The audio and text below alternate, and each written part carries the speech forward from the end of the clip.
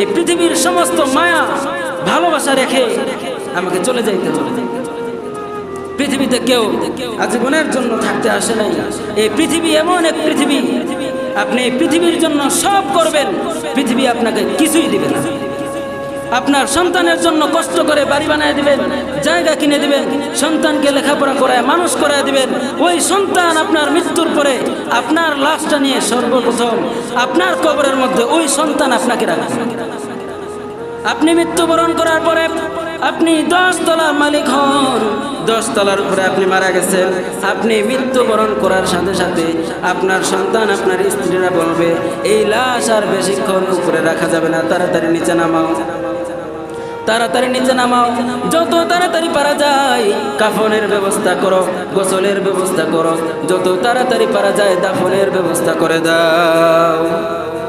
যে সন্তানের জন্য আপনার সারা জীবন শেষ করে দিলেন, যে স্ত্রীকে খুশি করার জন্য আল্লাহকে নারাজ করলেন, যে স্ত্রীকে খুশি করার জন্য পৃথিবীর সব কিছু করলেন, ওই স্ত্রী বলবে এই লাশটাকে আর বেশিক্ষণ ঘরে রাখা যাবে না।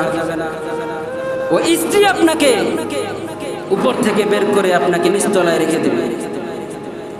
ওই স্ত্রী বলবে, যাও তাড়াতাড়ি গিয়ে মসজিদে এলান করে দাও, অমুক তো আর পৃথিবীতে বেঁচে নাই, জোহরের পরে জানাজা হয়ে যাবে। ওই সন্তান আপনার কাফনের কাপড় কেনার জন্য বাজারে চলে যাবে। ওই সন্তান আপনার বাস ছাড়ে গিয়ে আপনাকে শেষ বিদায় দেওয়ার জন্য আপনার বাস ছাড় থেকে বাস কাটবে। আপনার শেষ বিদায়ের প্রস্তুতি আপনার সন্তানরাই করবে। তাহলে পৃথিবীর এত কিছু কিসের জন্য? পৃথিবীতে আপনি একটু চোখ বন্ধ করে ভাবেন, আমার বড় ভাই ছিল, আমার বাবা ছিল, আমার দাদা ছিল, আমার নানা ছিল, আমার দাদি ছিল, নানি ছিল, কত বন্ধু বান্ধব পৃথিবীতে ছিল। আজকে তো কেউ নাই, তারাও চলে গেছে, আমাকেও যাইতে হবে।